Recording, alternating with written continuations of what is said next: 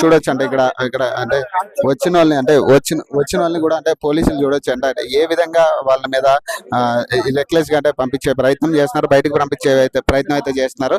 So అంటే కనీసం అంటే ఎవరికి ఎలా లేదు, ఇది ప్రైవేట్ బిల్డింగ్ అనే వాళ్ళు చెప్పడం జరుగుతుంది.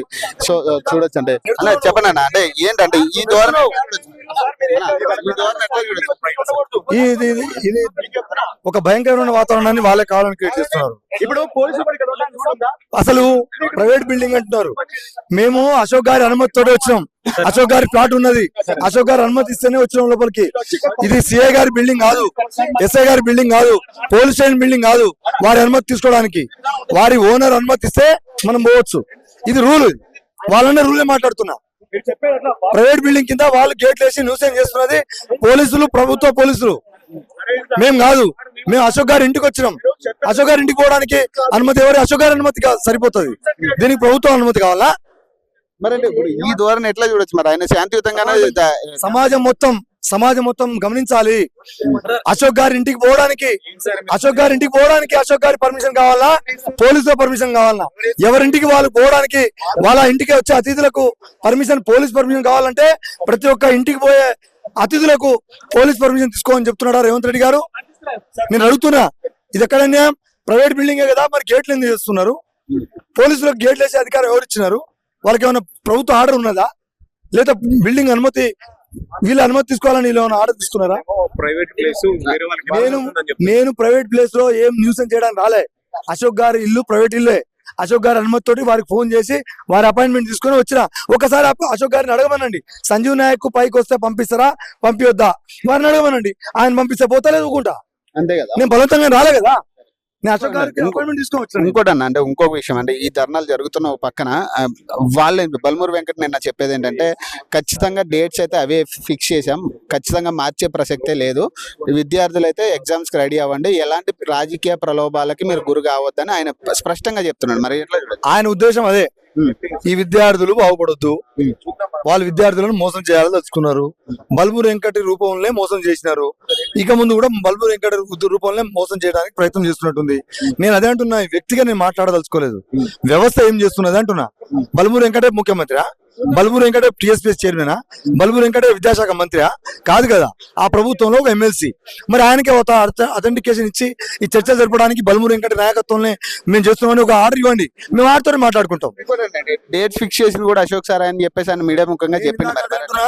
బల్మూరు వెంకట్ గారు ఏదైతే అశోక్ గారే డేట్ ఫిక్స్ చేసిండని చెప్పి చెప్తున్నారో, ఇప్పుడు అశోక్ గారు అడుగుతున్నారు, నువ్వు కాంగ్రెస్ పార్టీ మేనిఫెస్టోలో 2 లక్షల ఉద్యోగాలు సంవత్సరంలోనే ఫిలప్ చేస్తామని, మెగా డిఎస్సీ ఇస్తామని నువ్వే మాట ఇచ్చినావు. అదే మాటను అశోక్ గారు అడుగుతున్నారు. అశోక్ గారు అడుగుతున్న డేట్ ఇచ్చినావు నువ్వు. అశోక్ గారు అడుగుతున్న ఉద్యోగాలు ఎందుకు ఇవ్వవు? అశోక్ గారు చేస్తున్న డిమాండ్ ను ఎందుకు పరిష్కరించావు? ఇది నా ప్రశ్న. ఇది ఈయన స్వార్థంగా వాడుకుంటున్నారు స్టూడెంట్స్ అని చెప్తున్నారు. మరి అది కూడా మరి ఏమొస్తుంది ఇప్పుడు అశోక్ గారికి? స్వార్థంగా వాడుకుందాం అనుకుందాం, ఉద్యోగాలు పెంచితే అశోక్ గారికి ఏమైనా ఉద్యోగం వస్తుందా? పిల్లలకు కదా లాభం జరిగేది. అయినా అశోక్ గారు ఈ రకంగా చేయొద్దంటే ప్రభుత్వం నువ్వు డిసైడ్ చేయొచ్చు కదా. నేనేమంటున్నా, అశోక్ గారి డిమాండో సంజీవ్ నాయక్ డిమాండో పక్కన పెట్టు, నువ్వు డిక్లేర్ చేయి, 25,000 ఉద్యోగాలు తీసేయి, నీ జోలికి ఎవరు రారు కదా. నువ్వు మాట చెప్పు, మేము విద్యార్థులకు యువకులకు మోసం చేసినాం, వాళ్ళకి మోసం చేసి వాళ్ళని వాడుకున్నాం, బీఆర్ఎస్ పార్టీకి వ్యతిరేకంగా పనిచేయమని వాళ్ళని రెచ్చగొట్టింది మేమే అని ఒప్పుకో. అందుకనే పిల్లల జీవితాలతో ఎవరు ఆడుకోవద్దు. మిమ్మల్ని చూసి ఇంకో పార్టీ వాళ్ళు రేపు ఇంకెవరైనా దీంట్లో ఇన్వాల్వ్ అయ్యి విద్యార్థులను యువతను లేపుతామంటే విద్యార్థులు ఆలోచించుకునేటట్టు. స్టూడెంట్స్ మిమ్మల్ని అంటే పక్కన పెట్టండి, మరి స్టూడెంట్స్ కూడా బయటకి. ఇప్పుడు స్టూడెంట్స్ వాళ్ళ స్టూడెంట్స్, ఆయన ఒక ఫ్యాకల్టీ, ఆయన స్టూడెంట్స్ రాలేదు, మా సార్కి ఏమైనా జరుగుతుందో ఒక బాధ భయం ఉంటది. కనీసం స్టూడెంట్స్ కలవనియకపోతే ఎట్లా? నేను ఉద్యమకారుని, నేను పోతే రెచ్చగొడతా అని ఒక భావన ఉండొచ్చు, నన్ను ఆపొచ్చు. స్టూడెంట్స్ అన్న పంపించాలి కదా. ఇంకోటి, వాళ్ళు చాలా స్పష్టంగా సిఐ గారు చెప్తున్నారు ఇది ప్రైవేట్ బిల్డింగ్ అని. పర్మిషన్ ఎవరు ఇచ్చారు వాళ్ళకి గేట్ వేస్తానికి? పోలీసులకు ప్రభుత్వం ఆర్డర్ ఇచ్చిందా? ఇంటి యజమాని అనుమతిస్తే పోవాలి, ఇది రూల్ కదా, మినిమం ఎవరిదైనా సెన్స్ కదా. ఇప్పుడు రేవంత్ రెడ్డి గారు అపాయింట్మెంట్ ఏంది, నేను పోతున్నా వాళ్ళ ఇంటికి. రేవంత్ రెడ్డి గారు పిలిచి మాట్లాడి అడుగుతున్నాం. ఆయన పిలిస్తే పోతాం, లేదా ఊకుంటాం. ఆయన పిలువ ఉత్తరం పోతే అరెస్ట్ చేస్తారు. ఇక్కడ ఆయన పిలిస్తేనే వచ్చిన, నేను ఆయనకు ఫోన్ చేసి అపాయింట్మెంట్ తీసుకుని వచ్చిన. మరి ఆయన ఇంటికి అనుమతికి ఆయన పర్మిషన్ తీసుకోవాలి, కానీ ప్రభుత్వ పర్మిషన్ ఎక్కడ తీసుకుంటారు? ప్రైవేట్ బిల్డింగ్ లో. ఇంత అన్యాయం, ఇది ఎంత ఆశ్చర్యకరం. ఎక్కడ ఉందా ఇది? నెక్స్ట్ ఖచ్చితంగా ప్రజాక్షేత్రంలో తేల్చుకోవడానికి విద్యార్థులు యువకులు నడుం కడతారు. పిల్లలను అన్యాయం చేయొద్దు, పిల్లలను వాళ్ళ భావోద్వేగాన్ని అర్థం చేసుకోవాలి. పిల్లల డిమాండ్ ను, యువత డిమాండ్ ను మీరు గుర్తించాలి. మీరు ఇచ్చిన మాటే సోమాజిగూడ ప్రెస్ క్లబ్ లో మీరు ఇచ్చిన మాటే, మీరే ఒక హాస్పిటల్ పోతున్నప్పుడు రేవంత్ అన్న అని పిలవగానే దరఖాస్తు తీసుకుంటే కదా, ఇప్పుడు 30 లక్షల మంది నిరుద్యోగులు రేవంత్ అన్న మా సమస్య పరిష్కారం చేయమంటున్నారు. కనీసం మెదడుకి ఎక్కుతుందా లేదా? తీసుకోండి దయచేసి. థ్యాంక్ యూ అన్న. సో చూడొచ్చు అంటే నాయకులను కూడా కనీసం అంటే నాయకులతో పాటు స్టూడెంట్స్ కూడా బయటికి నెట్టేసిన వైనం చూడొచ్చు మనం.